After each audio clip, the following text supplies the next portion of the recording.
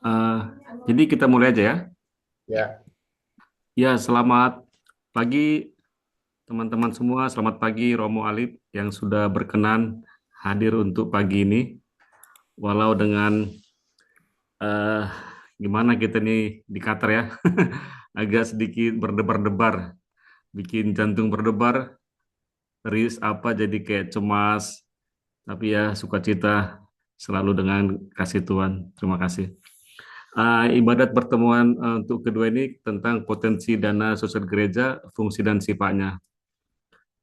Oke, gereja berjuang menghadirkan masyarakat yang bahagia dan sejahtera. Oke, sekarang kita untuk lagu pertama, Tuhan Naungin Hidupku.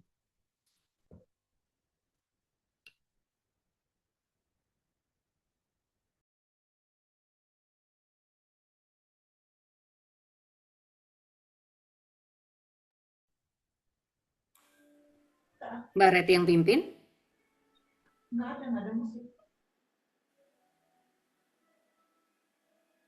Oke, yuk kita sama-sama kita nyanyi. Tuhan di kau naungan hidupku, indahkan doaku, bila hati mengarah padamu, limpahkan rahmat-Mu. Aku selalu diincar bahaya sampai akhir nanti. Tuhanlah perisaiku. Tuhan, semoga Dikau mendengar tangisan hatiku, tanganku angkat padamu, pandanglah diriku, jangan sampai kau tinggalkan daku sampai akhir nanti. Tuhanlah perisaiku.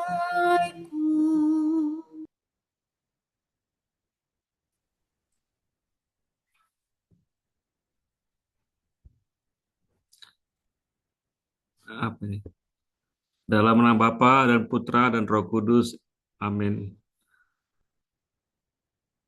Rahmat Tuhan kita Yesus Kristus, cinta kasih Allah Bapa dan persekutuan dengan Roh Kudus senantiasa menyertai kita sekalian, sekarang dan selama-lamanya.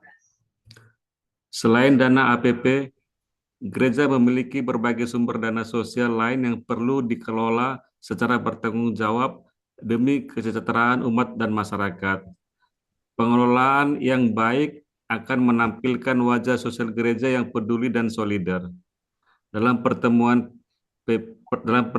kedua ini, kita diajak untuk memahami berbagai potensi dana sosial gereja dan paroki seperti dana APP dan PAMIS, dana pendidikan, dana solidaritas kematian, dan lainnya, agar semakin menyadari peran serta kita dalam karya kasih gereja.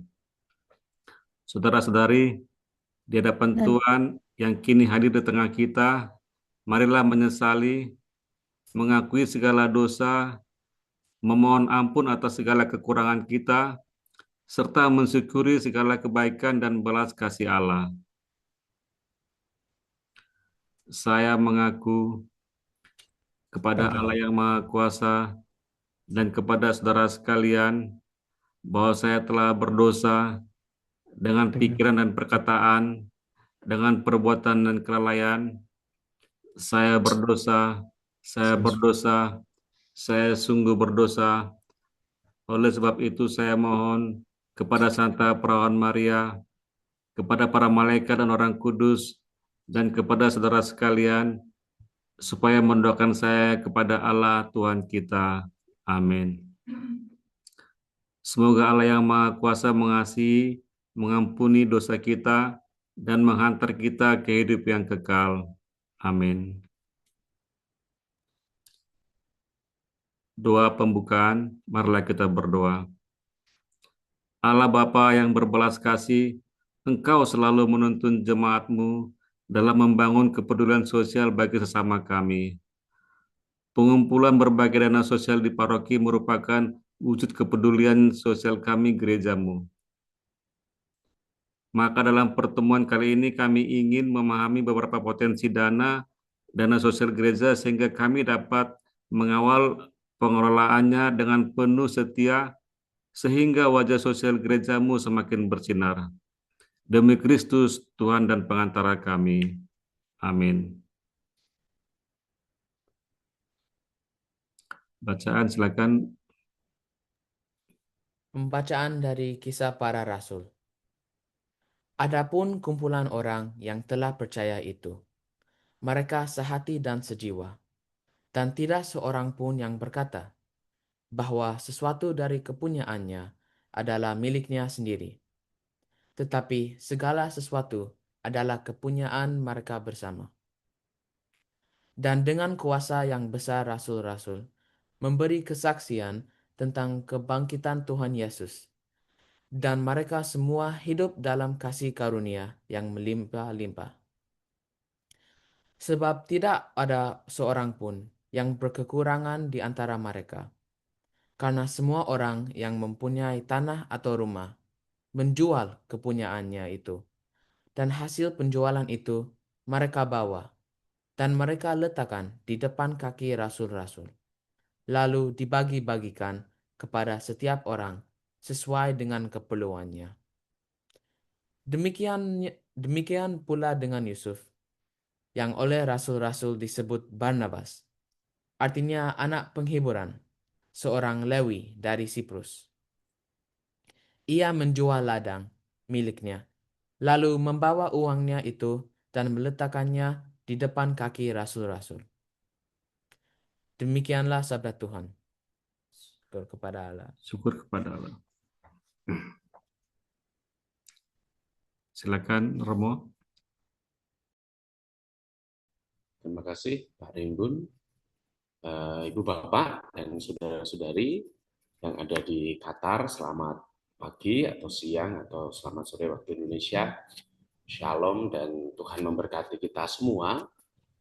Pada permenungan APP kali ini, yang kedua kita bersama-sama diajak untuk berbicara, merenungkan sebuah tema yang mana bisa jadi ini cukup relevan di sini, tetapi semoga juga bisa bermanfaat untuk kawan-kawan, keluarga-keluarga di Qatar, bahkan dalam situasi hidup yang sekarang, kalau tadi Pak Rimbun di dalam pengantar, itu ada dalam kecemasan, kegelisahan, situasi-situasi yang real yang sedang terjadi di Qatar, di mana perang itu sedang terjadi di sekitar kehidupan kita. Dari bacaan yang baru saja kita dengar, dari Kisah Para Rasul bab 4 ayat 32 sampai dengan 37, kita bersama-sama diajak untuk berbicara tentang cara hidup jemaat perdana. Dan poin yang kedua, kita bersama-sama diajak untuk membangun sikap dan menemukan potensi untuk hidup kita menjadi lebih murah hati.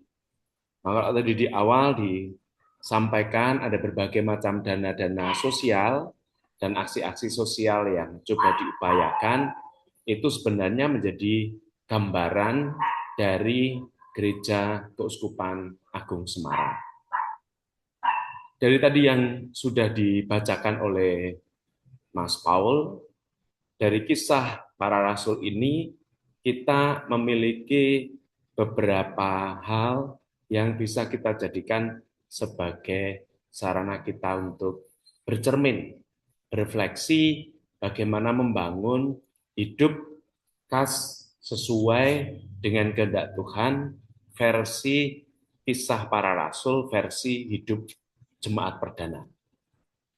Yang pertama, refleksi hidup kita menggambarkan kehidupan jemaat yang awal, yang mana didasari pada semangat sehati, sejiwa, dan berbagi. Jadi konteks kehidupan jemaat perdana, kisah para rasul setelah kebangkitan Tuhan dan kenaikannya ke surga, mereka pun juga selalu berada dalam kawanan, bersama-sama. Kata kunci dari kebersamaan itu ditekankan di sini dengan bahasa hidup sehati, sejiwa, dan berbagi. Bahkan tadi dikisahkan bagaimana Barnabas atau Yusuf, anak penghiburan itu, rela menjual tanah atau rumah dan membawa hasilnya diletakkan di kaki para rasul.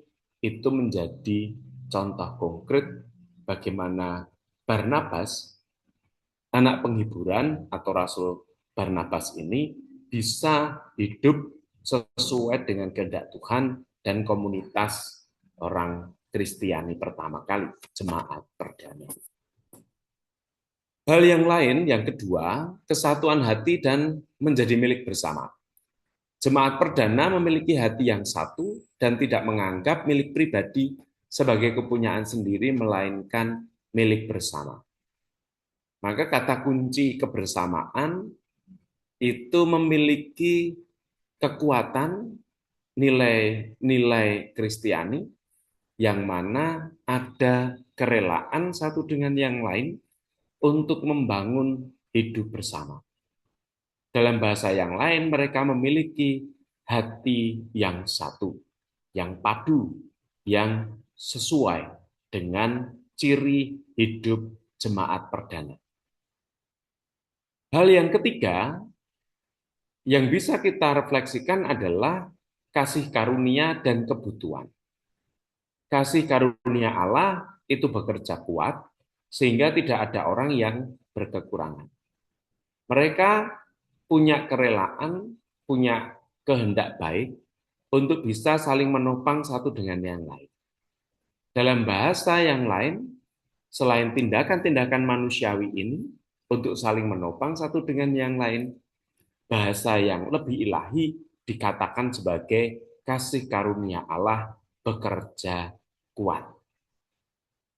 Pekerjaan Allah itu dinyatakan melalui jemaat perdana, orang-orang yang memiliki hati, memiliki jiwa yang sama untuk saling menopang sehingga tidak ada yang berkekurangan.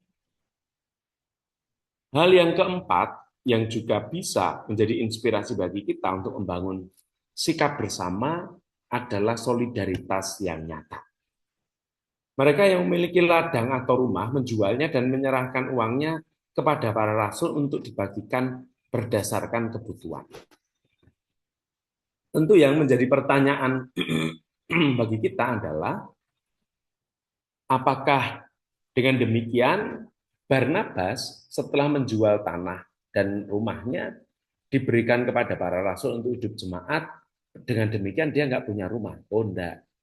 Dia orang yang lebih dari cukup, berkecukupan. Maka ketika dia menjual rumah, dia tetap punya tempat tinggal, tetap punya rumah. Hanya dia relakan apa yang menjadi miliknya untuk kehidupan jemaat perdana.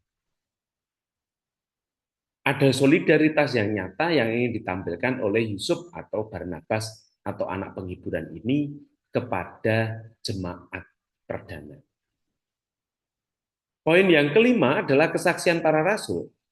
Di tengah kehidupan sosial ini, para rasul terus memberi kesaksian dengan kuasa besar tentang kebangkitan Yesus. Contohnya adalah Barnabas, tadi dikatakan Yusuf, yang oleh rasul-rasul disebut Barnabas, anak penghiburan, seorang Lewi dari Siprus menjual ladangnya dan meletakkan uang itu di depan kaki rasul-rasul. Ini bukan sekedar kisah penceritaan dan pencitraan dari Barnabas, tetapi ini adalah realitas. Ini adalah kebenaran yang dilakukan oleh Barnabas untuk saling menopang di dalam kehidupan bersama, yang mana isi dari kehidupan itu berpangkal pada kebangkitan Tuhan Yesus.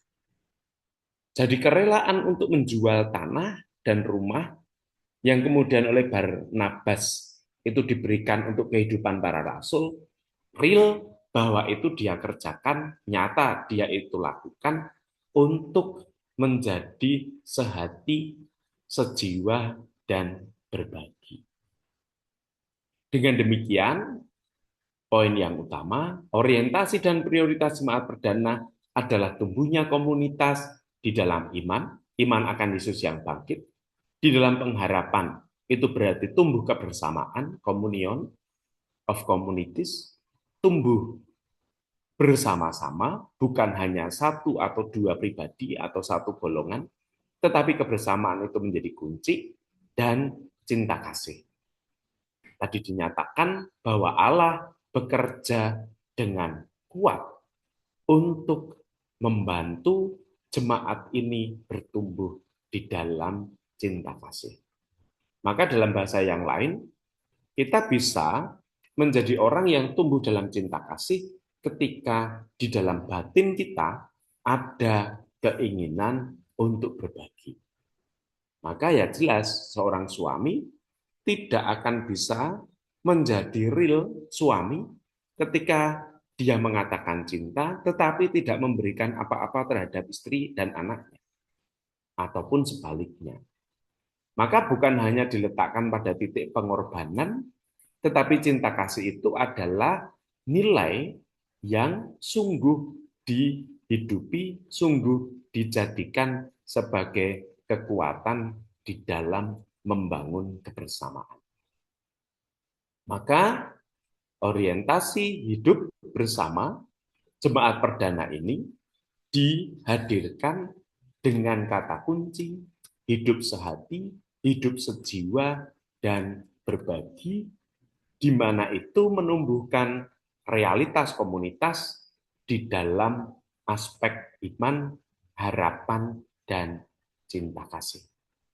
Dan itu digarisbawahi, semua terjadi selain dari pihak manusiawi, ada juga pihak ilahi, yaitu Allah yang bekerja dengan kuat.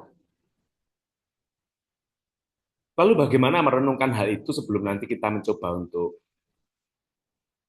bersharing, berdinamika bersama di pertemuan APP ini. Ilustrasinya bagaimana kita belajar untuk berbicara tentang kebaikan dan sehati, sejiwa, serta berbagi, karena di situ letaknya Allah bekerja dengan kuat untuk hidup kita. Sekali peristiwa dikisahkan pada musim penghujan tiba, ada seorang laki-laki tua yang menggali lubang di kebunnya. Sebutlah nama laki-laki tua ini, namanya adalah Bejo. Nah, si Bejo ini didatangi oleh tetangganya yang bernama Mukidi. Nah, Mukidi ini mendekati Pak Bejo, Mbah Bejo yang sedang menggali lubang di kebunnya. Dan dia bertanya, Mbah Bejo, apa yang sedang kamu lakukan? Apa yang sedang kamu kerjakan? Tanya Pak Mukidi ini kepada Mbah Bejo. Lalu Mbah Bejo itu mengambil pohon mangga dan berkata, Pak Mukidi, saya akan menanam pohon mangga ini.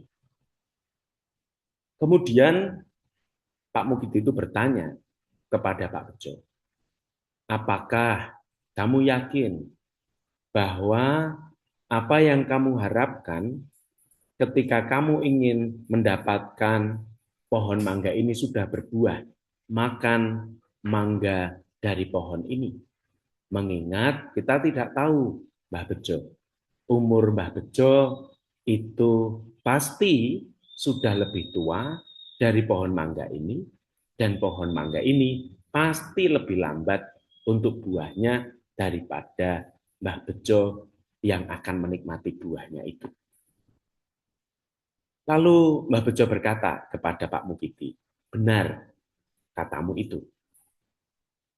Saya hanya mengatakan bahwa aku memastikan tidak ingin hidup begitu lama untuk menunggu pohon mangga ini berbuah dan memakannya. Tetapi orang lain akan memakannya. Dan itu juga yang terjadi padaku dahulu.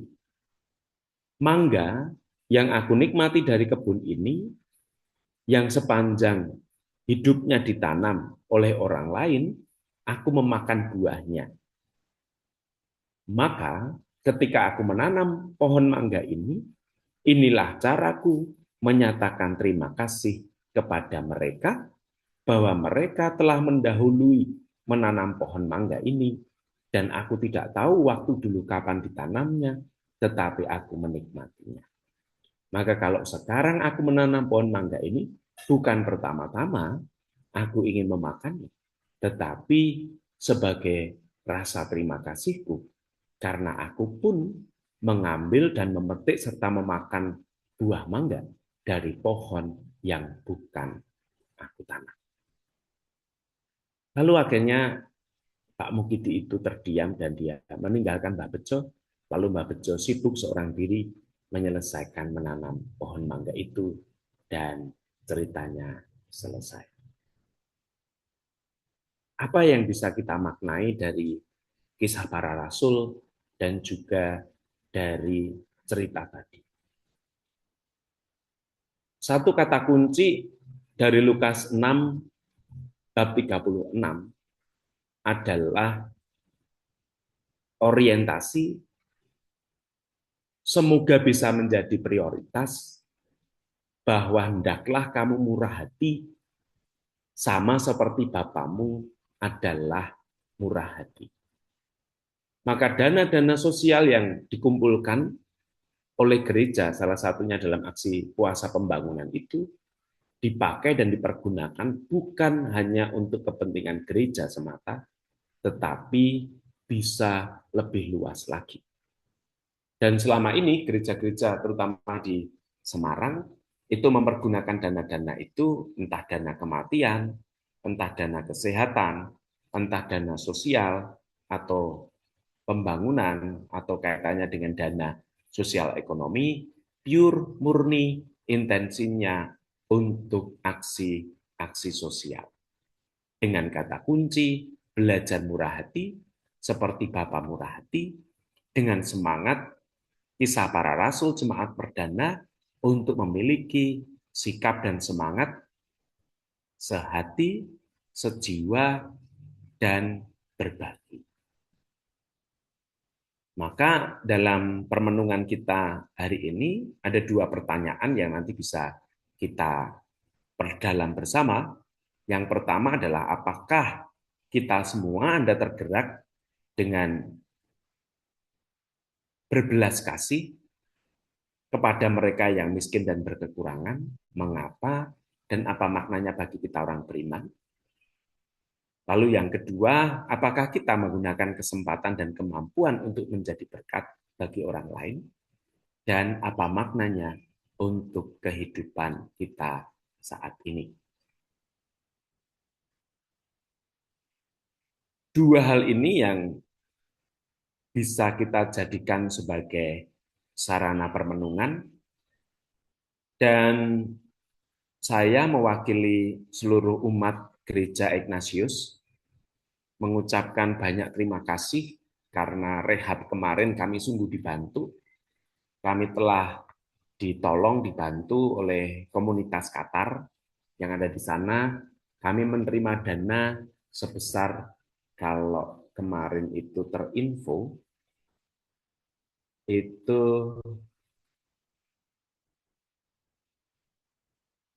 semoga sesuai, sekitar 19 juta lebih.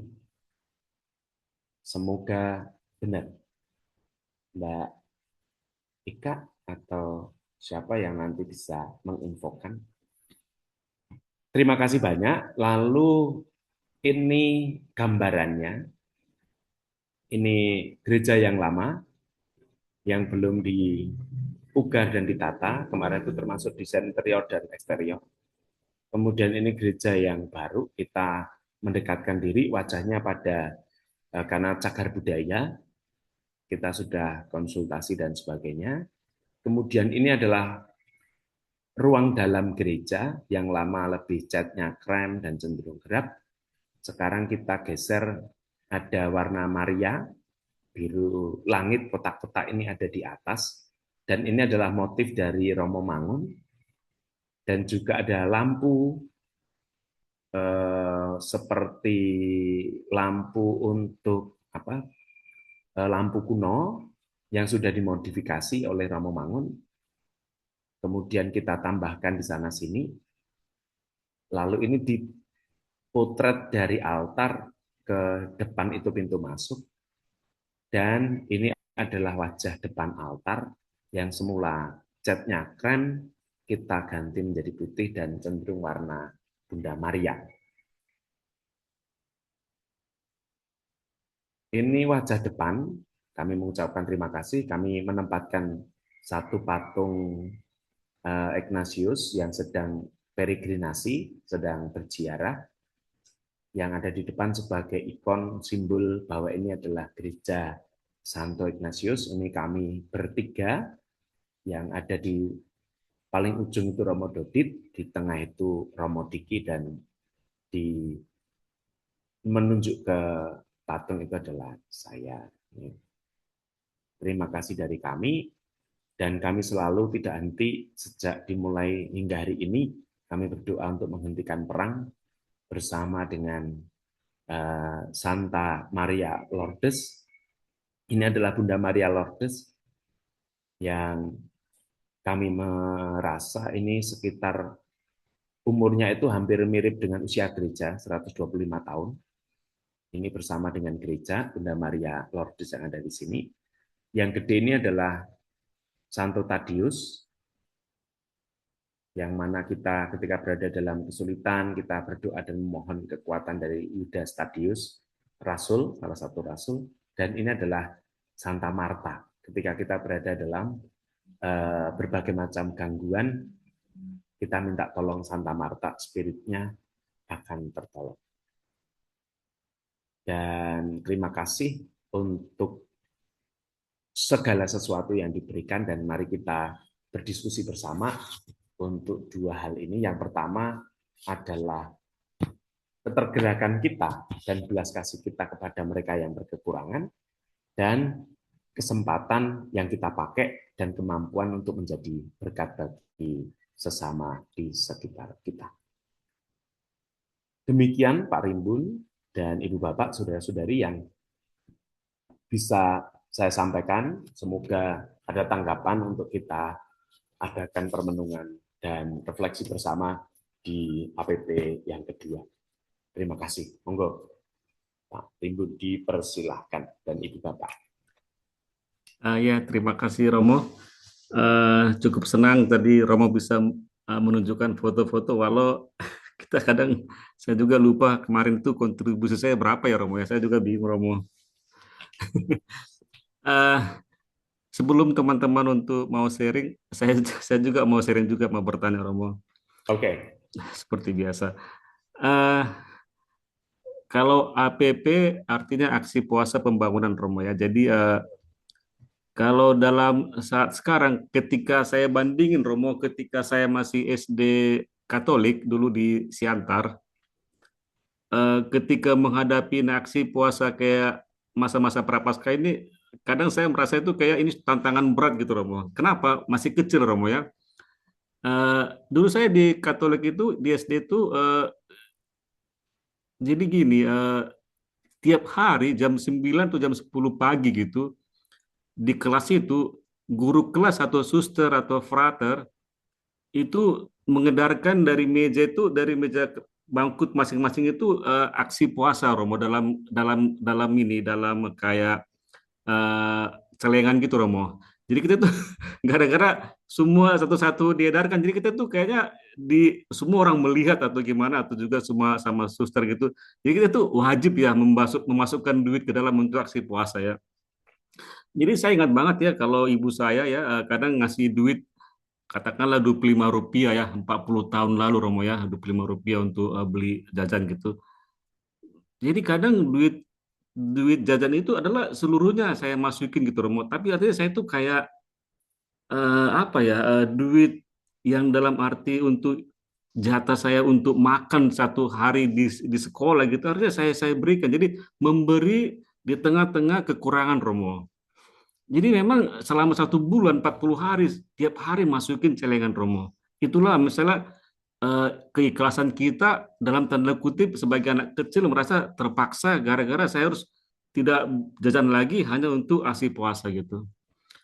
Tetapi itu dulu Romo. Jadi selama masa kecil ya. Jadi sekarang ketika saya sudah bekerja dan cukup mendapat kemurahan Tuhan gitu, kadang-kadang saya ini merasa malu gitu.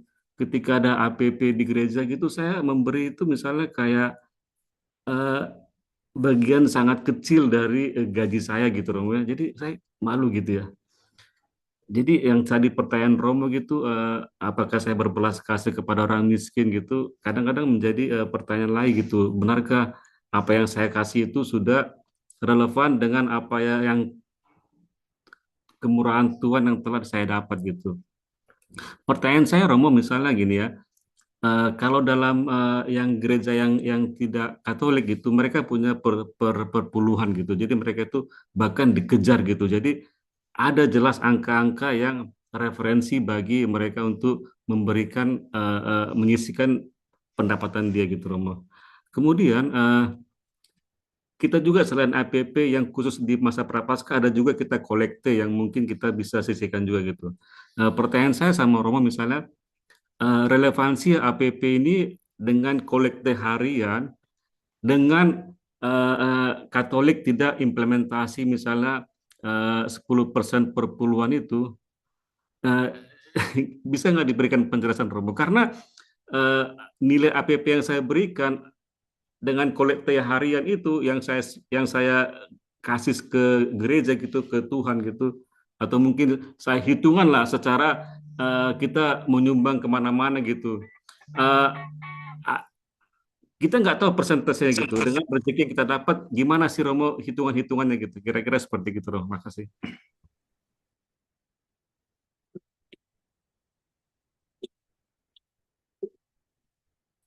Baik Pak Rimbun, kaitannya dengan persepuluhan. Sebenarnya gereja kita pun kalau mau realistis memperlakukan itu sangat mudah dan kita bisa melakukannya. Yang membedakan niat dan intensi utama adalah bukan pertama-tama apakah ini bertentangan dengan ajaran Yesus atau tidak. Kenapa? Karena Yesus pun kan juga mengupayakan hal itu.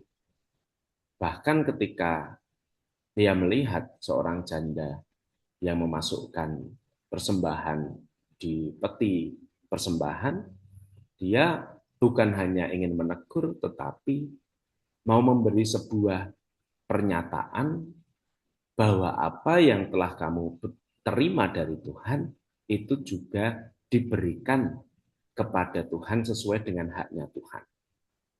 Nah, haknya Tuhan itu bagaimana? Kalau kita bicara dari kitab Maleakhi, bab 3 ayat 6 sampai 12, bicara soal persepuluhan, pertama-tama dinyatakan bahwa Israel itu ditegur ketika itu mengejar-ngejar.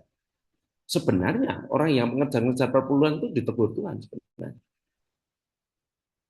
Maka gereja Katolik tidak ingin menempatkan persepuluhan itu sebagai istilahnya begini, keharusan untuk dipersembahkan. Jadi gereja Katolik ingin menempatkan bahwa persepuluhan itu atau persembahan itu real notabene dari bahasanya ketulusan dan kerelaan. Kalau dalam proses pembelajaran, salah satunya misalnya ketika saya memberi kursus perkawinan pada keluarga muda, saya selalu menekankan pentingnya 10% itu. Gitu. Saya mengatakan begini, 10% dari gajimu 1 bulan itu berapa? Misalnya 10 juta, ya 10%-nya itu berapa? 1 juta. Nah, caranya bagaimana 1 juta itu kita kembalikan kepada Tuhan? Kita beribadah selama 1 bulan berapa kali? 4 kali. Berarti selama 4 kali itulah saat kita memberi persembahan kepada Tuhan. Berarti kalau 1 juta dibagi 4 itu gimana Pak? Ya, sekali kita berangkat ke gereja, 250.000 itu haknya Tuhan, kembalikan kepada Tuhan. Itu cara sederhana untuk menempatkan bagaimana kita yang notabene tidak dikejar-kejar oleh istilahnya pemangku gereja ya toh. Tetapi Tuhan dengan caranya menyadarkan kita melalui perjanjian lama dan salah satunya adalah Malayaki.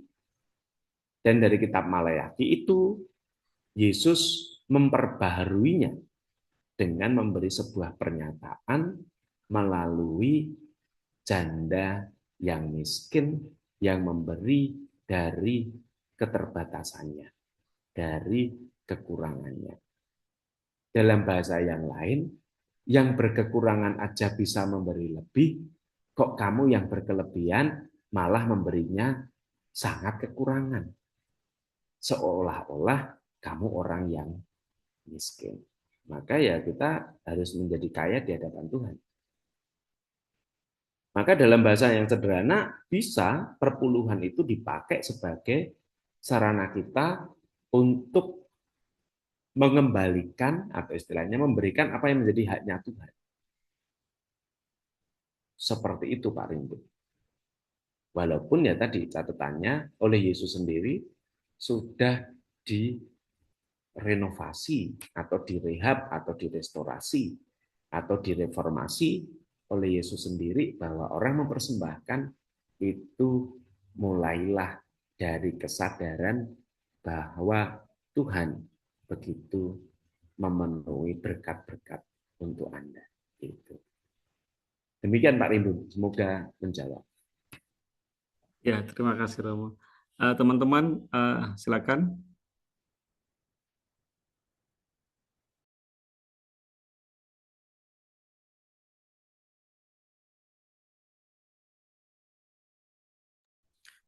Kayaknya Pak Dodi nih mau ngomong kayaknya nih. Silakan Mas Dodi.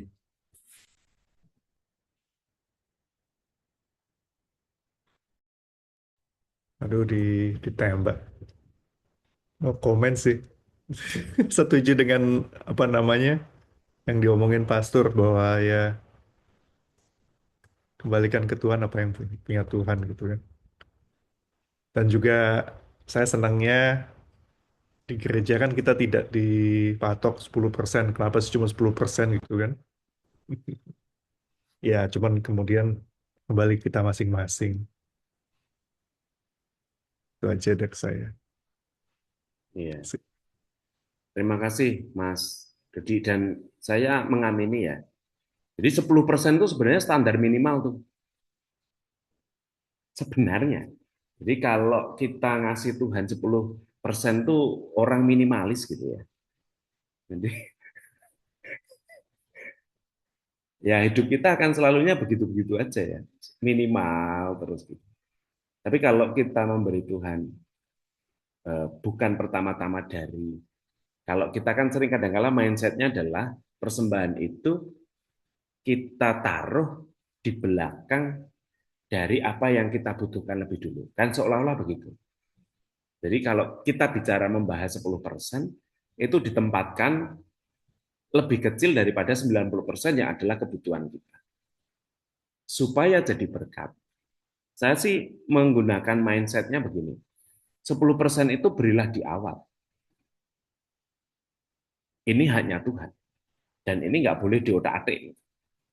Walaupun tadi, misalnya 10% dari apa yang kita miliki, gaji yang kita dapat. Atau bahkan syukur-syukur mungkin kita tambahkan, supaya tidak minimalis ya 11% misalnya. Walaupun nanti pusing juga sendiri ngitungnya kan ada koma sekian gitu ya. Kalau pakai QRIS dan sebagainya. Tetapi saya yang menempatkan bahwa cara kita mempersembahkan kepada Tuhan supaya feedback-nya kepada kita jadi berkatnya berlipat, itu taruhlah itu semua di depan. Seperti tadi, yang dilakukan oleh Barnabas adalah meletakkan apa yang dia dapat itu di depan kaki para rasul. Jadi sebenarnya hanya merubah cara pandang bahwa persembahan kepada Tuhan itu bukan lagi di belakang ketika kita menempatkan 90% itu semua adalah kebutuhan hidup kita sehari-hari, real, itu kita lakukan. 10% itu berarti sisa dari 90%. Anjuran saya adalah letakkan 10% itu di depan, diberikan kepada Tuhan. Kenapa? Kalau itu kita letakkan di depan menjadi apa? Lalu menjadi prioritas. Walaupun dalam perhitungan kita 90% baru kita pergunakan di belakang untuk seluruh living cost kehidupan kita. Artinya ketika kita mendapatkan lebih dulu apa yang menjadi hasil pekerjaan kita, dan kita persembahkan saat itu juga lebih dulu kepada Tuhan, saya kok punya keyakinan 100%. 10% itu akan menjadi berlipat ganda daripada yang 90% yang mau kita pakai untuk seluruh kehidupan kita. Mungkin bisa jadi diamini ya 190% yang akan terjadi dalam seluruh kehidupan kita. Ketika mindset 10% itu bukan dari sisa 90% untuk kehidupan kita, tetapi 10% itu karena haknya Tuhan, Tuhan, hari ini aku gajian, 10% aku persembahkan kepadamu di depan. Supaya 10% itu diberkati Tuhan dan menjadi 100%, 10 kali lipat. Sehingga hidup kita itu jadi 190%.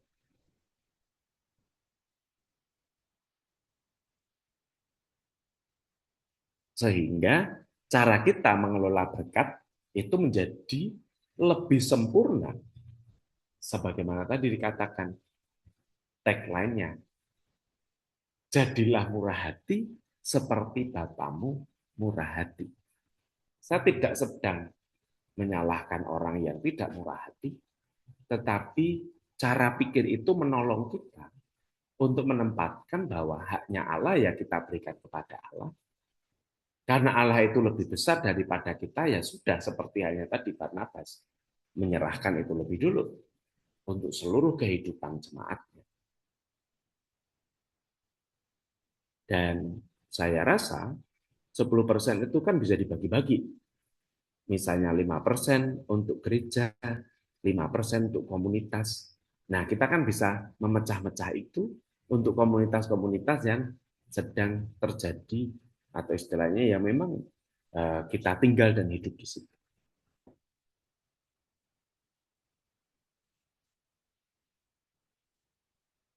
Mengamini apa yang disampaikan Mas Dodi dan mencoba memberi cara pandang yang baru bagaimana kita hidup 90% itu supaya menjadi 190% gara-gara 10% kita serahkan kepada Tuhan lebih dulu biar dia berkati 10 kali lipatnya.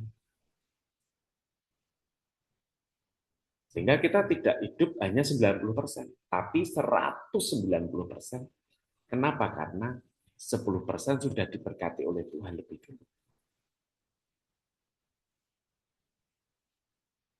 Jadi kata hidup berkelimpahan itu bukan hanya sebuah cita-cita, bukan hanya sebuah sesuatu yang jauh, tetapi memang kita hidupi karena itu ritme hidup kita, cara kita beriman. mulai dari cuan, ya kan Pak? Gitu. Demikian. Iya, terima kasih Romo. Eh, ya, silakan teman-teman. Tadi ada dua pertanyaan dari Romo mengenai belas kasih kepada orang miskin, kemudian tentang berkat yang kita terima. Silakan, mungkin ada yang sharing dari. Oh, ini dari Dukan nih, Pak Stevi nih, udah berbaju merah. Monggo.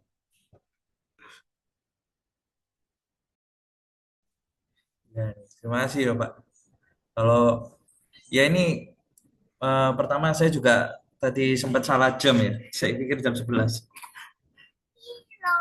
Ya, untuk eh, persembahan tadi saya sempat mengutip dari Romo Alif bahwa boleh kayak seperti kita mengambil perhitungan 10% itu untuk hitungan per bulan kita itu sangat bagus. Saya juga pernah mencoba, pernah coba hal itu di minimal jadi kayak kalau financial planning itu dapatlah kita untuk persembahan untuk amal itu berapa seperti itu. Itu untuk sementara sih belum ada pertanyaan sih Pak. Cuma memang ini ya pengetahuan yang bagus buat saya juga. Jadi buat terutama hubungan financial planning dan seperti itu bahwa memang eh, ya memberi juga ada perhitungannya biar tidak apa ya biar tidak kehabisan juga uang kebutuhan seperti itu terima kasih Pak.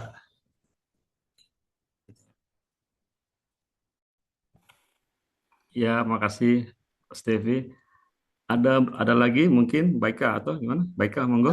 Saya mau menambahkan aja, Romo terima kasih sudah dikuatkan lagi buat kami untuk bisa bermurah hati, untuk bisa lebih banyak memberi daripada menerima.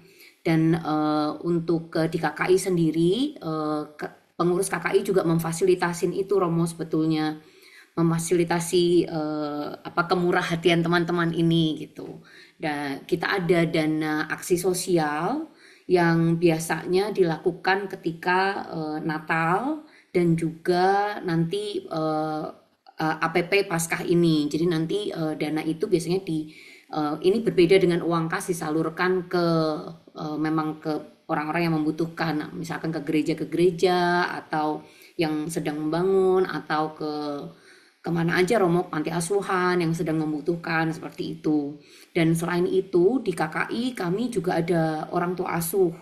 Orang tua asuh jadi setiap bulan masing-masing keluarga itu biasanya kita tarikin 100 real untuk per bulan dari masa tahun ajaran baru sampai nanti terakhir. Jadi kalau dihitung 12 bulan ya 1.200. Terserah sih mau tidak ada patokan, mau dibayar setiap bulan bisa, mau dibayar setiap 3 bulan bisa, mau dibayar setahun langsung daripada repot misalkan ingat-ingatnya bisa. Nanti ada dari seksi sosial yang akan mengingatkan. Jadi ini untuk mungkin untuk teman-teman yang baru join di KKI sebagai pengetahuan juga bahwa kami KKI juga ada orang tua asuh dan anak asuhnya nggak cuma satu, anak asuhnya sudah banyak Romo dari mana-mana dan itu selalu ada update-nya dari seksi sosial di grup terpisah, grup WAG terpisah yaitu grup orang tua asuh. Ya, jadi tadi pertemuan kedua ini dan penjelasan dari Romo semakin menguatkan kami untuk lebih banyak bermurah hati dan memberi daripada menerima. Begitu. Kalau teman-teman bagi yang belum join ke orang tua asuh dan mungkin ingin setelah ini tergerak hatinya untuk join ke orang tua asuh, silahkan bisa menghubungi ke Mbak Bea sama Amanda di seksi sosial kita KKI. Terima kasih. Itu aja. Terima kasih dan saya mewakili ada satu suster ya yang di Timor kalau nggak salah, Suster Pasifika kalau nggak salah ya, OSF itu kemarin cukup dibantu untuk menghidupi panti asuhan dan sekolah kalau nggak salah. Terima kasih banyak. Kemarin sudah mendapat pertolongan. Kemarin saya diminta Romo gimana? Ya coba aja, karena kita tidak tahu Tuhan itu punya cara mengetuk orang-orang supaya pintunya kebuka. Nah, yang terpenting kamu rajin dan tekun membukanya atau mengetuknya gitu aja. Gitu. Maka saya juga sangat berterima kasih ya dengan dinamika yang kami jalani di sini untuk kehidupan terutama gereja kemarin dalam penataan dan sebagainya, dan saya rasa kalau yang berkaitan dengan dana-dana sosial memang spirit yang saya rasa penting untuk kita miliki itu adalah bahwa ketika kita berbagi atau istilahnya memberi dari segala hal yang kita punya, keterbatasan, bahkan mungkin kelebihan yang kita miliki, kita berbagi, apa yang menjadi pembeda dari aksi sosial. Walaupun kita mendengar ada istilahnya kayak aksi puasa pembangunan, pembangunan dalam arti pembangunan jemaat, dan itu yang dipakai sampai hari ini. Dana-dana itu yang perlu kita tahu, 15% itu dipakai untuk kegiatan aksi-aksi sosial yang ada di kegerejaan. Jadi misalnya kami ada kemarin kebakaran, misalnya ada satu umat yang kebakaran, lalu kita bisa gercep membantu mereka yang sedang berduka kematian, ada dana kematian sendiri. Kesehatan itu yang selalu kita cover, ada yang lansia, yang hidup sendiri. Mengingat kalau di kota, terutama kehidupan di kota, rata-rata, apalagi di Magelang, kotanya sangat kecil, itu orang mudanya lebih banyak meninggalkan kota ini. Jangan sampai ada umat atau warga yang gara-gara ditinggal sendiri itu lalu dia harus mengalami penderitaan sendiri, dan bahkan yang paling mengenaskan adalah wafat tidak diketahui orang di sekitarnya. Itu kan sungguh-sungguh tidak manusiawi gitu ya. Nah, kita mencoba dengan sapaan-sapaan sederhana melalui tim-tim yang ada, tim kesehatan dan sebagainya, untuk mulai menyisir mereka yang notabene lansia dan istilahnya hidup sendiri. Mengingat sekarang kan tren tinggal di kota, saya rasa ini yang perlu juga dilihat, dicermati di kota-kota di mana kita pernah tinggal. Misalnya asal tempat di mana kita berada, dengan menggerakkan dana-dana yang kita miliki untuk mungkin bukan soal besar kecilnya, tetapi mengupayakan perhatian itu. Maka memperhatikan mereka yang kecil itu 10% itu di paroki, lalu 10% lain itu dibagikan ke keuskupan, dan kemudian 5% itu dikirim ke KWI. Jadi untuk Karina nasional, seperti halnya kemarin bencana di Aceh, di Sumatera, itu Karina Karitas Indonesia di keuskupan-keuskupan itu membantu untuk pemulihan yang ada di sana. Dan setahu saya ada gerakan-gerakan, kemarin saya diinfo Karina di sini membantu untuk proses membangun sekolah. Lalu ada beberapa rumah warga yang dimitigasi dan kemudian dibangun sementara, bangunan sementara, terutama di Sumatera dan Aceh. Jadi dana-dana yang kita kumpulkan di APP dengan kotak itu sangat bermanfaat. Dan kami para Romo pun di Pasturan itu juga ada, Pak Rimbun. Jadi nanti kalau di sana, saya rasa pakai QRIS atau apa kan bisa ya, memudahkan. Ini intensinya Jumat ini APP atau Prapaskah ya, monggo.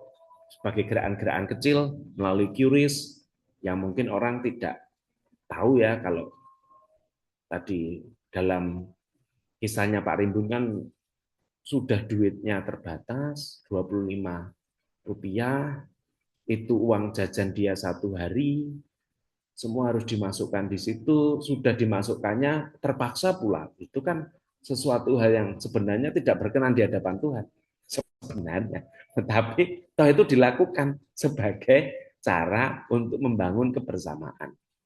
Jadi kalau diingat, saya rasa kita punya cara-cara baru hari ini ya untuk menggerakkan aksi puasa kita, entah itu lewat QRIS, jadi dana-dana yang tadi sudah terkumpul, saya rasa APP itu kan membedakan dengan karena ada intensinya puasa, pantang, selain yang sudah terkumpul tadi. Jadi kalau koordinasi di KKI ini untuk puasa, saya rasa juga sangat berguna.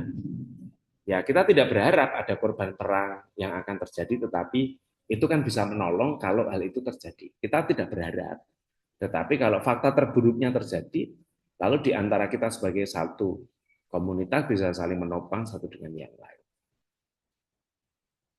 Memang catatan pentingnya adalah aksi puasa itu yang membedakan dengan aksi persembahan dan sosial yang lain. Kenapa? Karena hanya ini di masa Prapaskah. Advent nggak ada, setiap bulan tidak ada, maka dikatakan aksi puasa.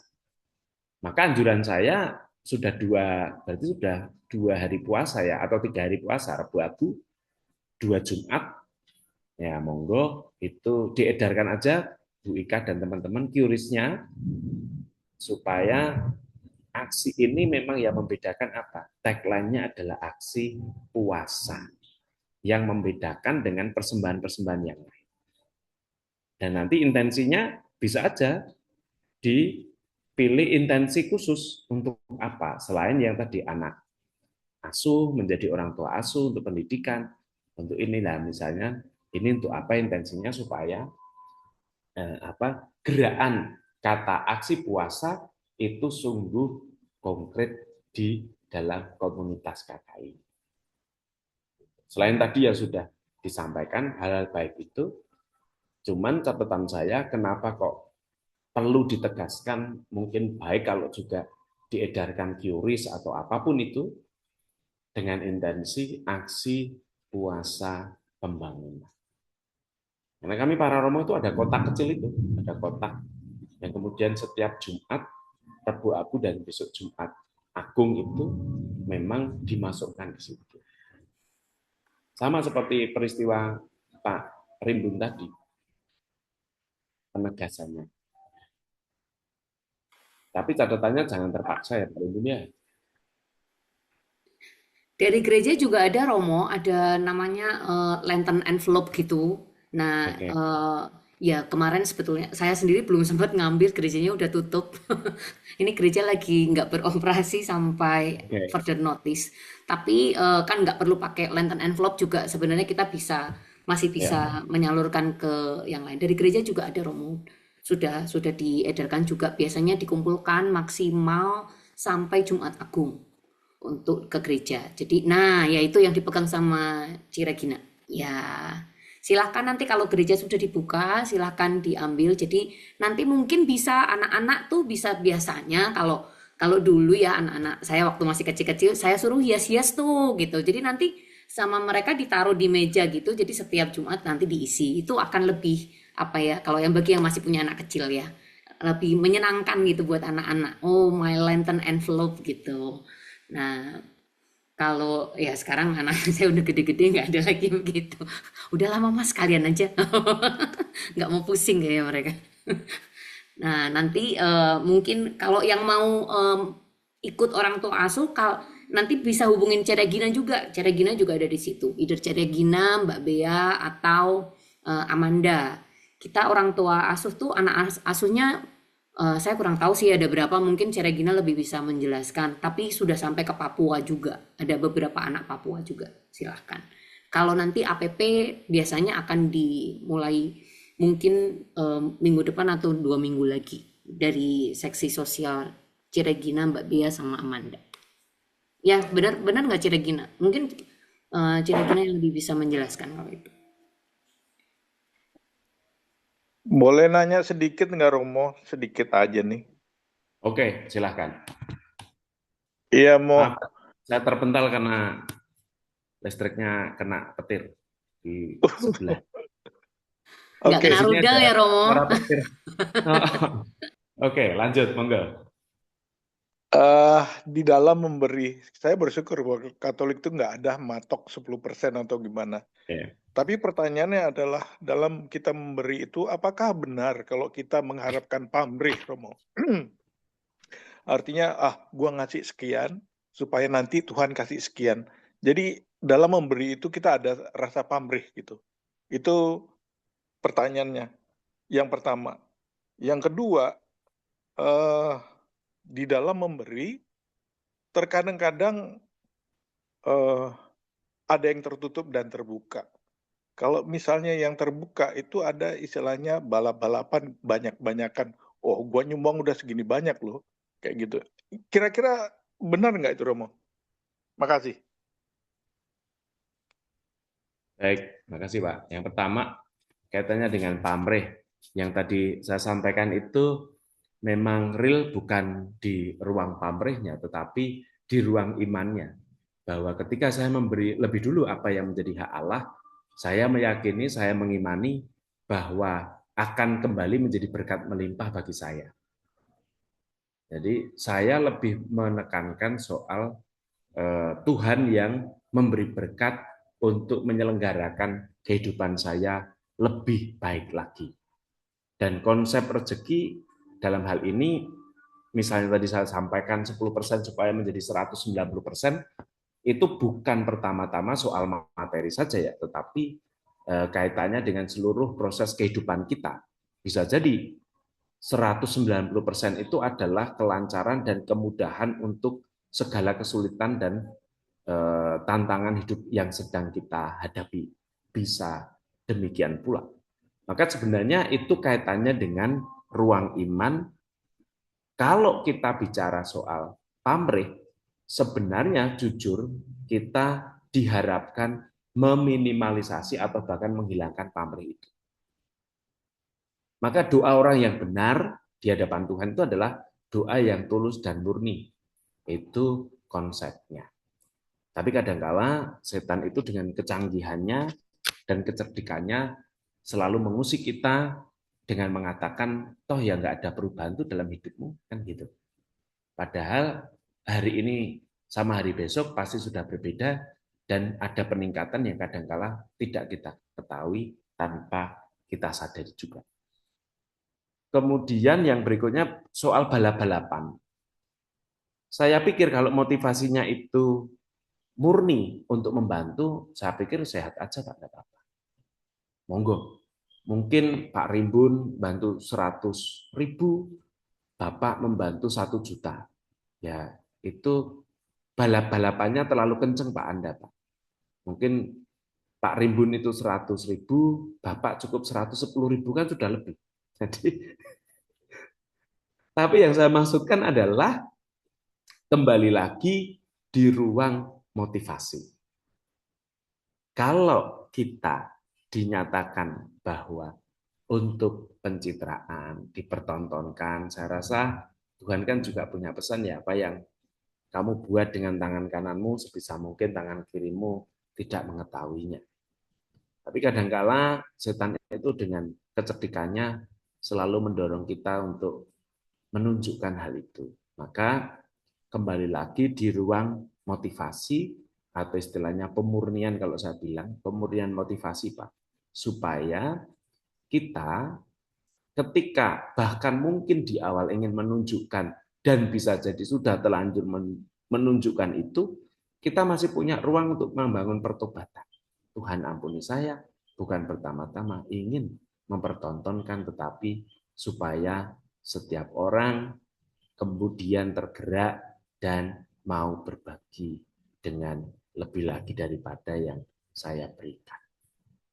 Jadi itu pun selalu menjadi kesempatan yang positif bagi kita untuk melihat secara lebih luas lagi, lebih terbuka lagi dengan konsep-konsep yang tadi dikatakan.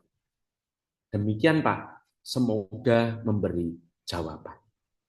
Terima kasih. Oke, Romo, terima kasih. Kelihatannya cukup memberikan pencerahan buat kita semua. Makasih, Romo. Terima kasih. Ada lagi teman-teman? Saya mau tanya Pak Tribun, Ya, barusan dapat pertanyaan ini. Monggo. Ya, Romo, ini ya mungkin saya pernah juga lihat kayak di sosial media seperti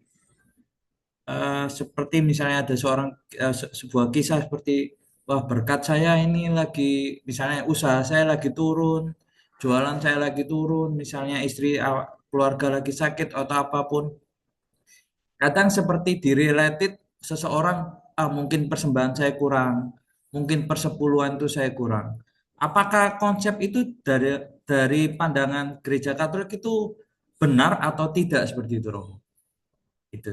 Terima kasih, Romo. Ya, Mas Stevi. Kalau saya sebagai imam, apa istilahnya, mata duitan, pasti saya akan kejar itu. Ya toh? Bener, saya pasti bener-bener kan tuh. Kalau saya menjadi imam mata duitan itu ya. Artinya bener tuh, kamu sedang down itu karena persepuluhanmu kurang tuh. Kamu menipu Tuhan, kamu harus lebih ya. Nanti bonyok semuanya kan. Tapi dalam bahasa yang sederhana begini,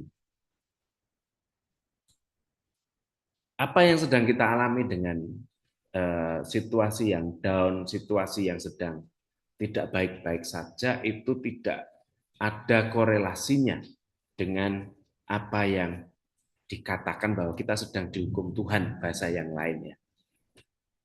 Ibaratnya begitu. Jadi situasi yang turun, ekonomi yang sedang berat, kondisi keluarga yang mungkin baru carut marut, itu bisa kemudian secara sepihak dikatakan bahwa saya tidak memberi yang terbaik kepada Tuhan. Dalam hal ini, dalam terang iman dan sabda Tuhan, saya mengatakan itu tidak benar. Kenapa? Sekali lagi, bahwa yang namanya kebenaran itu adalah Yesus sendiri. Yesus pula mengatakan bahwa apakah orang yang buta sejak lahir itu diakibatkan karena karma, karena orang tuanya berdosa. Kan gitu ya dalam Injil. Yesus mengatakan tidak. Yesus menyatakan bahwa itulah cara Allah supaya kamu punya belas kasih. Maka dalam bahasa yang lain yang bisa kita cerna lebih mudah, apa yang sedang kita alami hari ini, bahkan mungkin dengan keterpurukan yang sedang kita jalani, kita bisa membaca secara lebih terang benderang bagaimana pengelolaan hidup kita selama ini. Supaya kita tidak sepihak menjadi orang-orang yang seolah-olah kita ini sedang dihukum Tuhan. Jangan sampai kita menilai secara sepihak. Kenapa? Karena kita tidak tahu persis penilaian Tuhan. Bahkan dalam bahasa yang lain kan dikatakan toh, Yesus saja mengatakan, hari ini kamu bersama dengan aku masuk ke dalam Firdaus. Ya kan? Padahal relate tuh. Penjahat itu real. Dia dihukum karena kejahatannya dan real. Dalam konteks iman dia masuk ke dalam neraka. Tapi Yesus saat itu real mengatakan hari ini juga kamu bersama-sama dengan aku masuk ke dalam Firdaus. Maka anjuran saya adalah kita perlu bersikap waspada dan hati-hati supaya kita tidak terjebak dengan tadi penilaian sepihak dan tidak objektif di dalam menilai.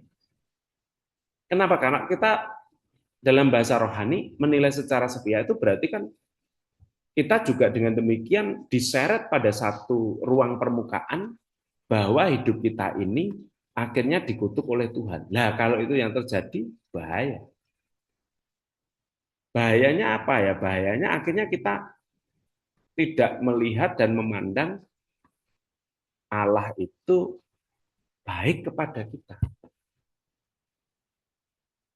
Nah, kalau sudah memandang Allah itu tidak baik kepada kita, kan runyam kehidupan kita kan. Apapun yang kita usahakan seolah-olah Tuhan tidak berkenan. Lalu kita menjadi ngelogro, menjadi down, yang akan bersukacita siapa? Ya setan. Karena setan itu kan selalu menarik kita keluar dari zona Tuhan, keluar dari circle-nya Tuhan. Demikian, Mas Stevi. Terima kasih. Terima kasih Romo. Ya, silakan teman-teman lagi. Romo, saya mau nanya, Romo. Ya.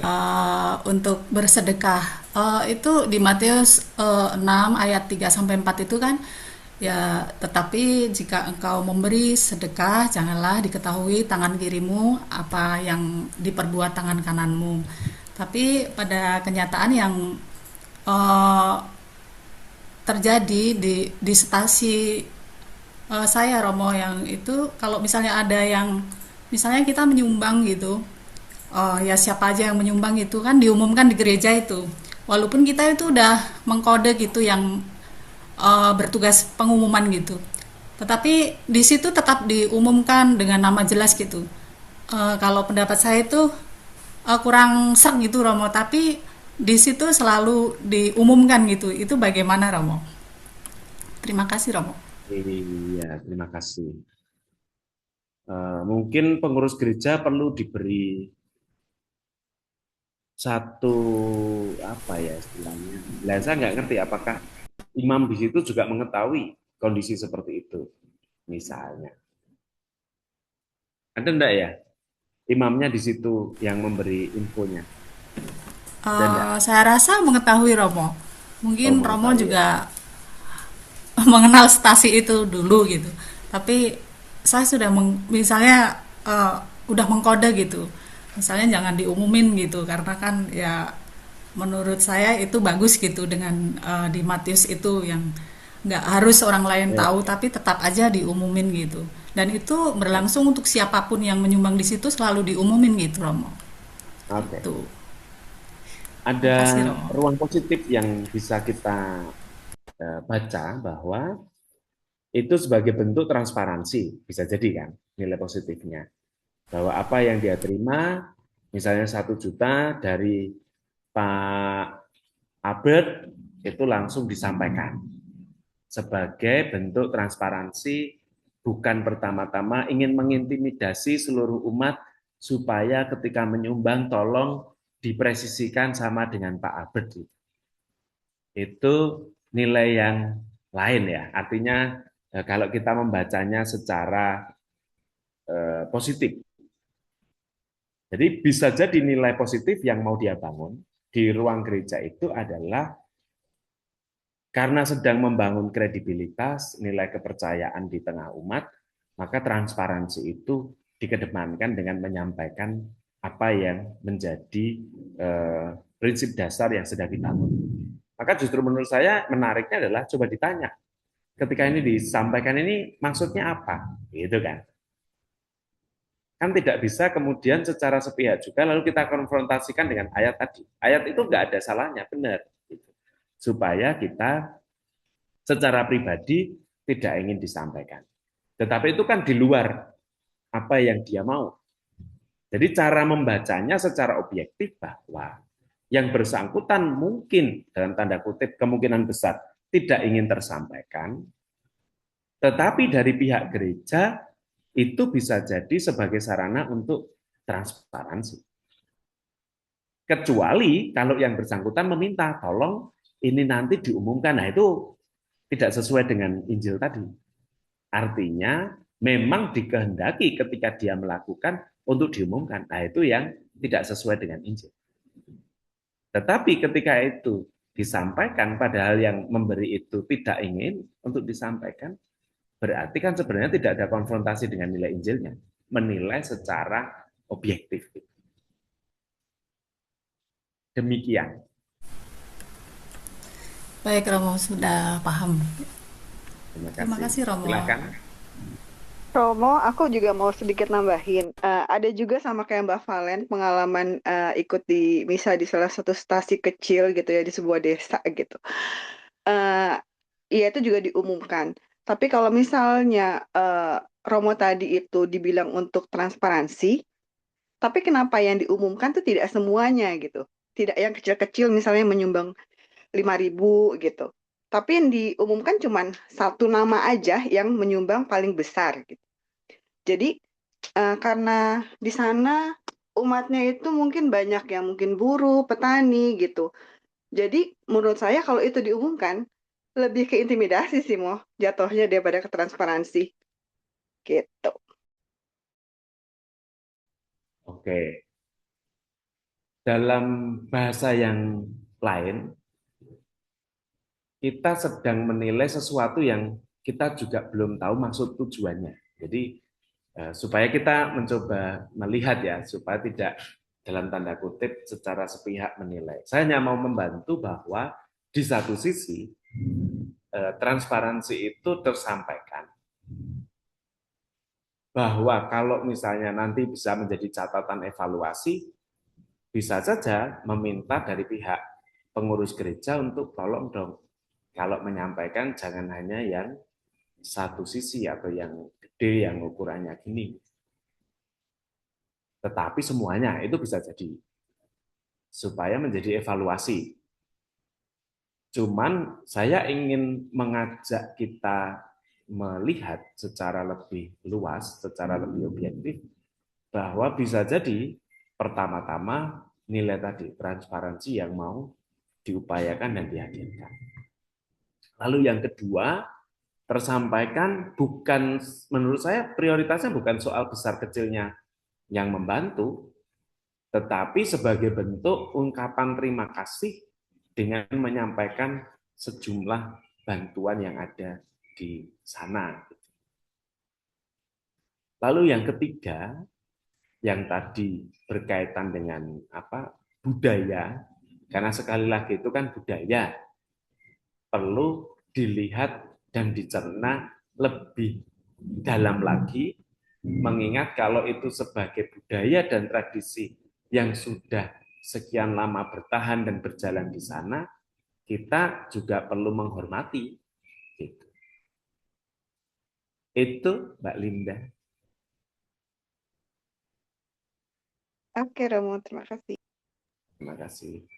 Atau jangan-jangan pas ada yang datang ke sana dari Qatar lalu diumumkan, setelah pulang nggak diumumkan lagi, kan bisa jadi ya. Karena pulangnya kan musiman ya, atau nggak setiap hari gitu kan. Kecuali kalau setiap minggu begitu ya, saya pikir perlu dievaluasi gitu. Monggo. Ya, silakan. Ada lagi? Atau mungkin dari Mas Albert Okta yang kita tahu berapa hari lalu dia tuh evakuasi dari tengah laut di tengah-tengah serangan rudal. Silakan Mas Albert. Gimana kasih Tuhan? Iya, kabar puji Tuhan sudah baik, lagi recovery Pak Timbun ini. Ya, masih capeknya masih kerasa, mabuk laut. Bukan, mabuk darat. Saya mabuknya di darat sekarang.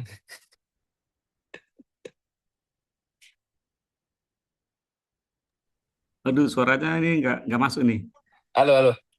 Iya. Cek. Tes. Masuk, Pak. Oke, silakan. Masuk. Ya, puji Tuhan udah di darat. Terima kasih doanya semuanya, bisa di darat sampai selamat. Ya, masih sedikit mabuk darat karena kemarin hampir 18 jam di boat, terus jalan sekarang masih agak goyang-goyang dikit, Pak. Cuma ya lebih serem juga karena sekarang tinggalnya di Old Airport kan, jadi deket sama Old Airport. Jadi kalau ada suara bum-bum dikit udah paranoid. Gitu. Aku ada sedikit pertanyaan sama Romo Alif sih, Mo. Jadi berdasarkan pengalaman pribadi ya, Mo. Jadi nggak sama orang lain. 2014 itu saya punya sedikit pengalaman pahit karena memberi. Justru karena memberi, Mo. Jadi waktu itu saya punya tabungan dan saya sisakan hanya 10% untuk saya sendiri. Sedangkan 90% itu saya berikan untuk seseorang yang memang waktu itu membutuhkan biaya rumah sakit. Ya, jadi dalam hati saya sendiri, saya tuh ikhlas untuk memberi. Nah, cuma ternyata belakangan setelah saya memberi itu, orang tersebut malah mengira saya punya pamrih dan malah, akibatnya setelah itu malah, notabene waktu 2014 itu saya punya hubungan jadinya rungkat karena ya ada satu dan dua hal. Setelah itu malah bukannya karena saya sudah memberi, malah dapat cobaan ini, Mo. Nah, cobaan itu bukan yang ringan, tapi cobaannya juga cukup berat karena hubungan yang sudah dibangun sekian tahun akhirnya rungkat. Nah, istilahnya kayak gitu kan. Nah, dari situ tuh saya menjadikan suatu kesakitan saya jadi kayak, oh kok mau membantu orang, jadi takutnya jadi luka batin lagi. Oh, nanti takutnya saya memberi malah jadinya kayak dianggapnya pamrih. Jadi kita kayak tidak bisa membedakan apakah benar-benar kita tuh orang itu membutuhkan atau nanti ada kesannya kesan ada pamrih. Nah, itu yang masih sulit untuk saya proses sampai saat ini. Kalau menurut Romo Ali mungkin ada pesannya yang bisa membantu saya mau. Ya, baik Mas Albert. Saya hanya mau meyakinkan bahwa 90% itu sekarang sudah dibayar lunas, Mas. Anda pulang dengan selamat itu 90%-nya. Jadi nggak usah khawatir. Kalau kemarin masih diungkit-ungkit mungkin tinggal 45% Anda.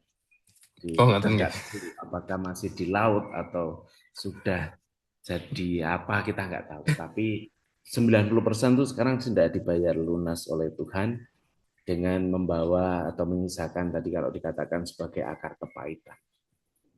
Akar kepahitan itu bagaimana kita menyelesaikan, dan mungkin juga suatu saat bisa kita bahas secara khusus ya, karena saya sedang mencoba belajar dan membaca satu buku yang menurut saya sangat convert gitu ya, sangat cocok dengan situasi hidup kita akhir-akhir ini. Yang pertama,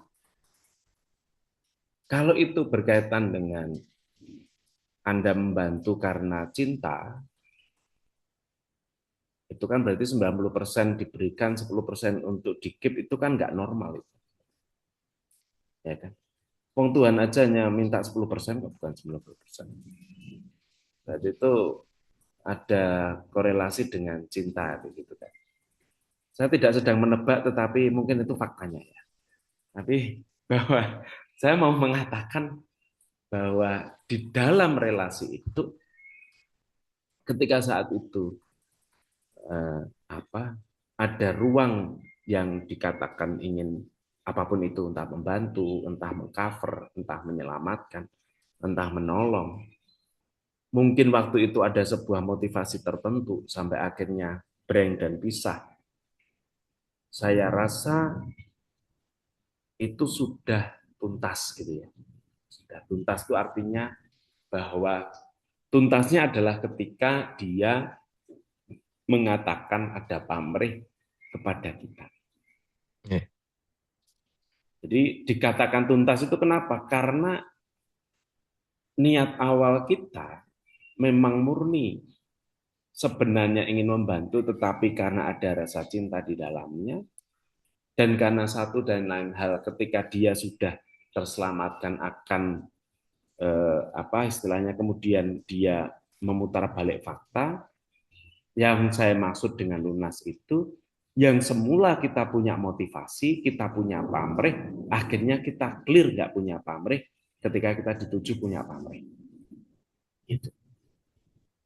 Jadi sebenarnya tadi, kalau itu masih ada dan berakses pada kepahitan, saya rasa ya kita harus berani mengatakan sudah cukup dan selesai. Ketika yang bersangkutan itu menyatakan bahwa oh ternyata kamu punya modus ya, padahal di awal clear kita membantu karena memang ada rasa cinta, Betul. ada rasa ingin menolong. Maka pemurnian motivasi sekali lagi itu salah satu cara penyembuhannya adalah dengan mengcounter dengan bahwa sebenarnya kita punya motivasi di balik itu. Dan orang lain menyatakan itu, dan kita mengatakan bahwa oh dengan begitu saya motivasinya yang semula memang ada, kini dibersihkan dengan pernyataannya. Begitu. Sehingga menurut saya lebih baik berani berkata cukup dengan akar kepahitan itu atau kesakitan yang akhirnya membawa akses bahwa apakah saya membantu berikutnya atau tidak. Karena bagi saya pertaruhan 90% untuk yang mau kita tolong 10% untuk kita itu nggak normal nih, Mas. Iya kan? Wong Tuhan aja minta 10% doang, kamu kasih 90%. Itu kan sudah nggak masuk akal, ya kan? Nah, besok kalau Anda sudah jatuh cinta, ketemu orang yang cocok, mau membantu ya, tetap pakai nalar juga gitu. Bener nggak ya, Mas ya? Nggih, nggih, nggih. Nggih.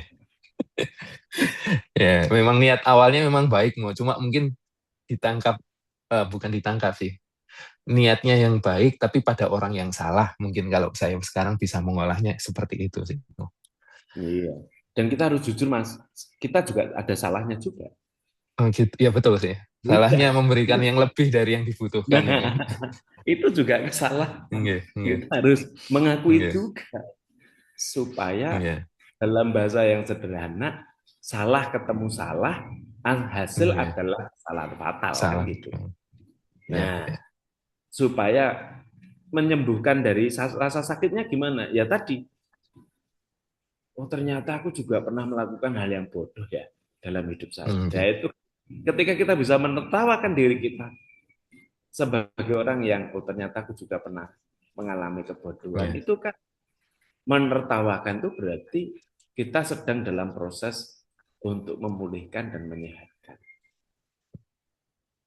Sehingga kita jadi waspada, kita harus hati-hati.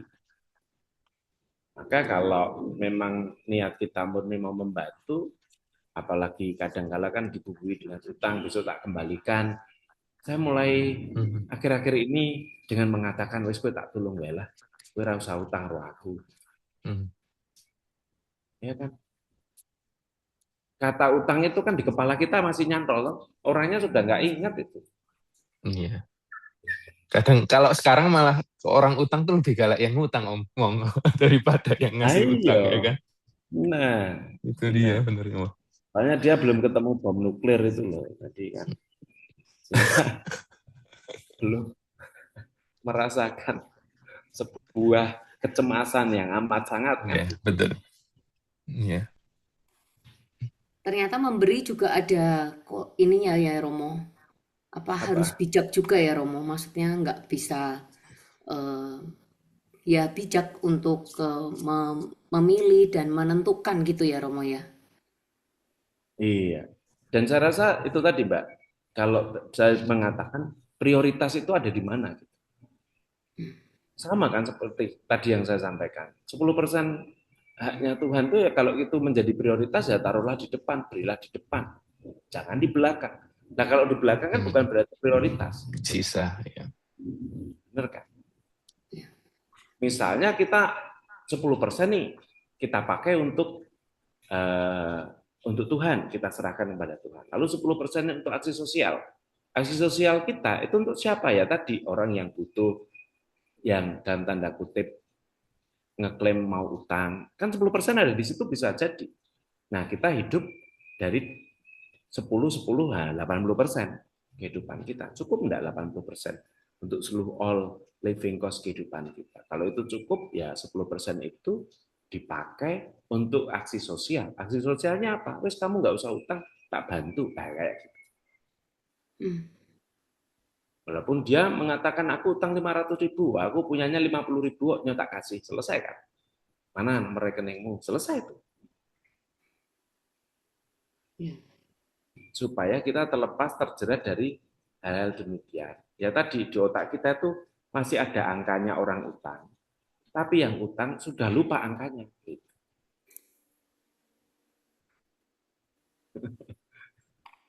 Baru akan terlunaskan ketika saat wafat mengatakan bagi mereka yang masih punya utang piutang, silakan berurusan dengan keluarga, kan gitu kan.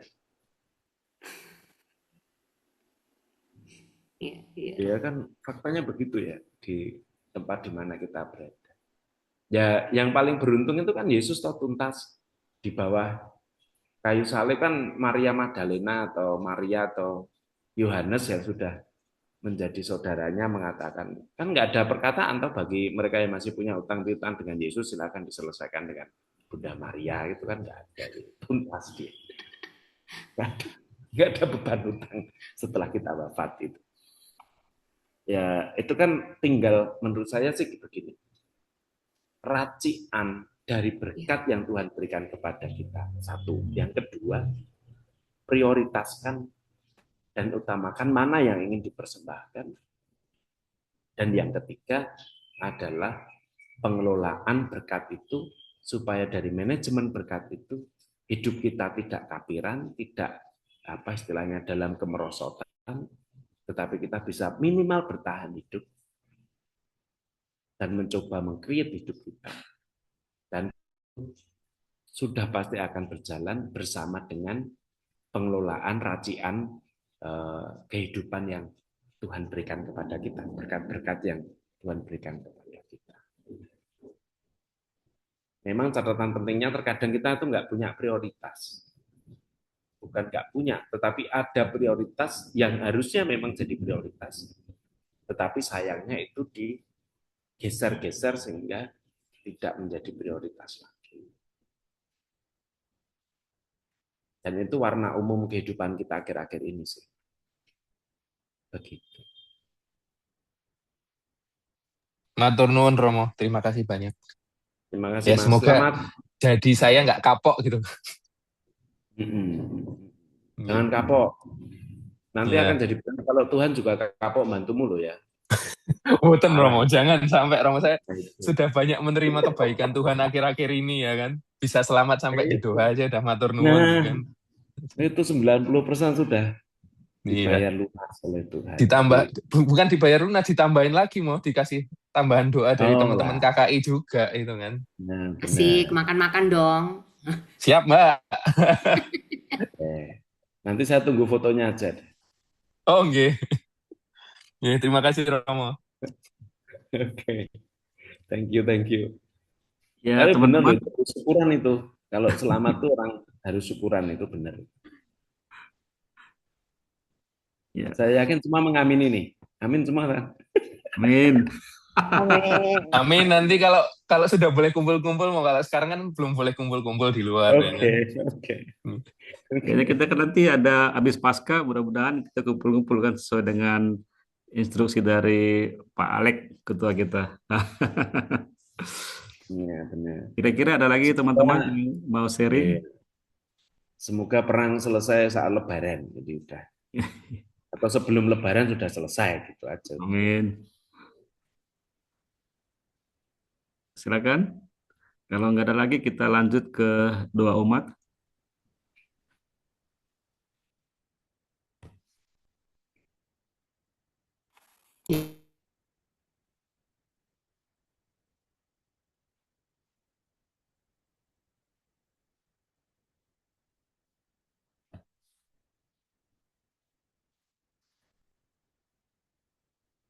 Langsung deh ya.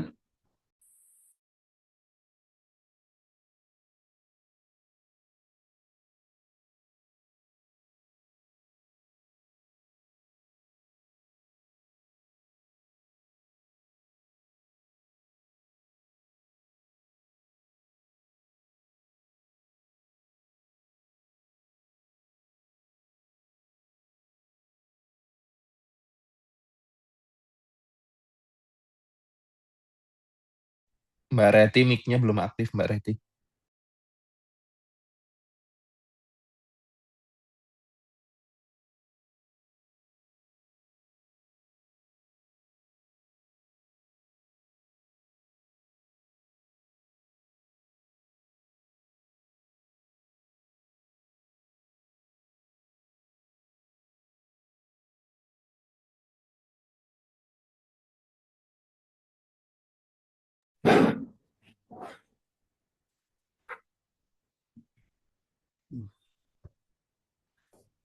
Saudara-saudari terkasih, dalam masa Prapaskah ini kita diajak untuk menyadari panggilan pertobatan yang nyata melalui kepedulian dan solidaritas gereja menyediakan berbagai dana sosial sebagai wujud kasih kepada sesama yang membutuhkan. Marilah kita dengan rendah hati menyampaikan doa-doa kita kepada Allah Bapa, agar setiap sumber daya yang dipercaya kepada gereja sungguh membawa kesejahteraan dan menjadi tanda kasih-Nya di tengah dunia. Bagi gereja dan para pemimpinnya, semoga gereja mampu mengelola setiap dana dan sumber daya dengan bijaksana, jujur, dan bertanggung jawab, sehingga sungguh menjadi tanda kasih dan kepedulian Allah di tengah masyarakat. Marilah kita mohon, kabulkanlah doa kami, ya Tuhan.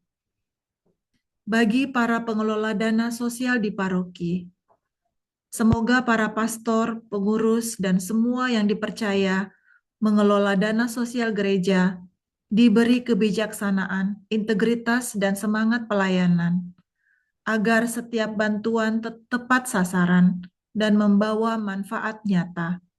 Marilah kita mohon, kabulkanlah doa kami.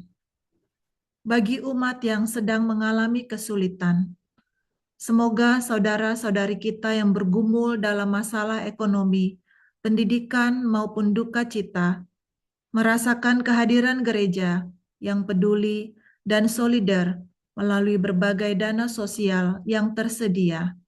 Marilah kita mohon, kabulkanlah doa kami. Bagi kita semua yang menjalani masa prapaskah, semoga melalui pertobatan, doa, puasa, dan aksi nyata berbagi, hati kita semakin terbuka untuk peduli dan terlibat aktif dalam karya kasih gereja bagi sesama. Marilah kita mohon, kabulkanlah doa kami. Mari kita doakan doa perdamaian Avona bersama-sama. Bapa Surgawi, Tuhan atas sejarah dan Allah sumber damai, kami mengangkat hati kami kepadamu di tengah rasa takut dan kegelisahan yang membebani kawasan Timur Tengah. Ya Yesus, Raja Damai, Engkau telah bersabda, damai sejahtera kutinggalkan bagimu, damai sejahteraku kuberikan kepadamu. Dan apa yang kuberikan tidak seperti yang diberikan oleh dunia kepadamu. Janganlah gelisah hatimu dan janganlah takut. Semoga damai-Mu berakar di dalam rumah-rumah kami, menguatkan kota-kota kami, dan merangkul seluruh kawasan ini. Lindungilah anak-anak-Mu di masa yang penuh pergolakan ini. Sentuhlah hati para pemimpin bangsa-bangsa yang telah Kau beri wewenang untuk memimpin di bumi ini, agar mereka memilih dialog daripada perpecahan, keadilan daripada penindasan, dan rekonsiliasi daripada kekerasan. Lindungilah mereka yang tak bersalah, yang terusir, yang lemah, dan yang sedang berduka. Anugerahkanlah kepada kami keberanian untuk mengalahkan ketakutan dengan iman dan kebencian dengan kasih. Melalui perantaraan Santa Perawan Maria, Bunda Maria dari Arabia, Ratu Damai, semoga damai-Mu meraja di dalam hati kami, di dalam keluarga kami, dan di antara semua bangsa. Sebab Engkau telah berjanji, ketahuilah, aku menyertai kamu senantiasa sampai akhir zaman. Kami memohon ini melalui Kristus Tuhan kami. Amin. Allah Bapa yang Maha Rahim, Engkau mempercayakan kepada gereja-Mu berbagai rahmat dan sumber daya untuk melayani sesama. Dengarkanlah doa-doa yang telah kami panjatkan dengan penuh iman ini. Semoga melalui pertobatan dan kepedulian kami di masa prapaskah, karya kasih-Mu semakin nyata bagi mereka yang membutuhkan. Demi Kristus, Tuhan dan pengantara kami. Amin. Mari kita satukan doa-doa kita dengan doa yang diajarkan oleh Tuhan Yesus sendiri. Bapa kami yang ada di surga,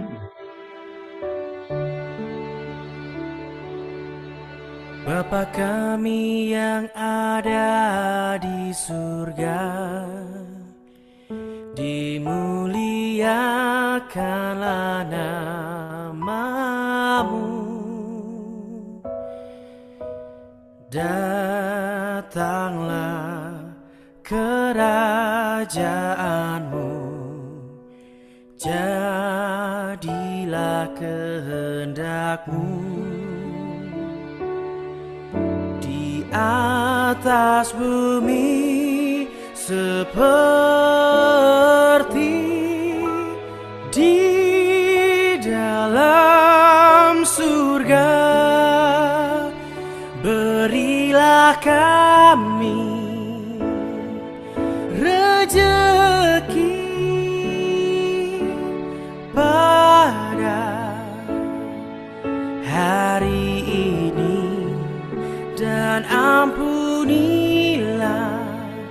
kesalahan kami seperti kami pun mengampuni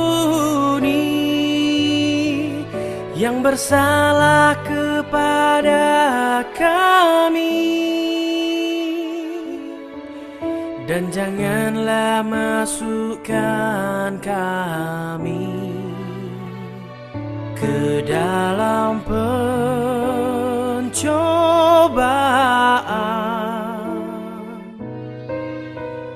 tetapi bebaskanlah kami dari yang jahat.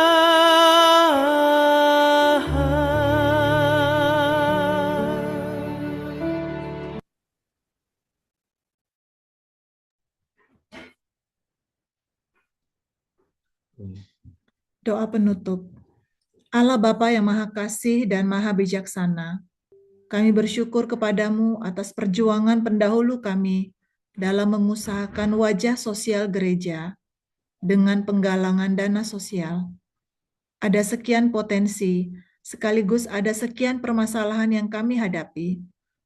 Maka kami mohon, semoga dengan pertemuan ini, kami semakin tergerak untuk mewujudkan wajah sosial gereja dengan mengawal pemanfaatan dana sosial gereja, demi Kristus, Tuhan dan pengantara kami. Amin.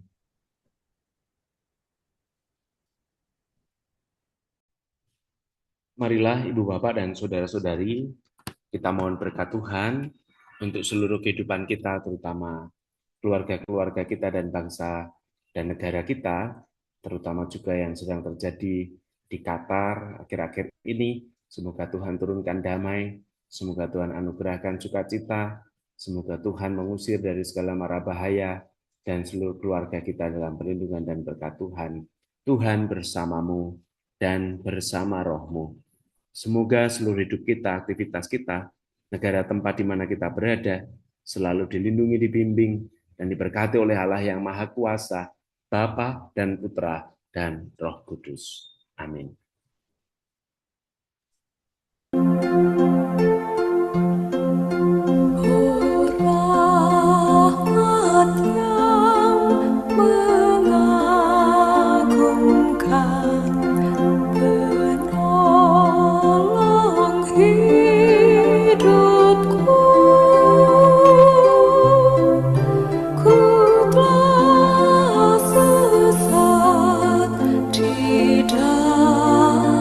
Didapatkan ku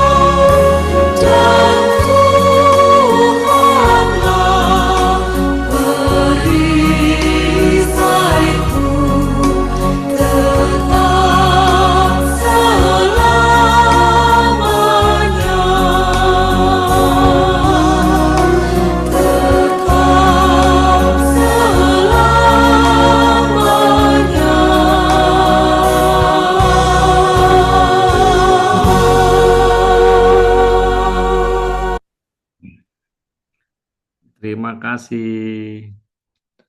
Tuhan berkati.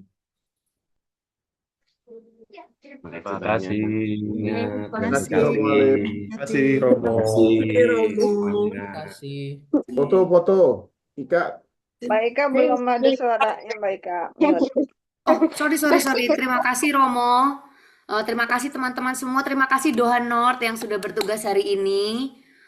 Besok kita akan ada jalan salib, karena biasanya jalan salib di gereja setelah misa jam 9, tapi karena gereja tutup, kita jalan salib sendiri lewat Zoom jam 10.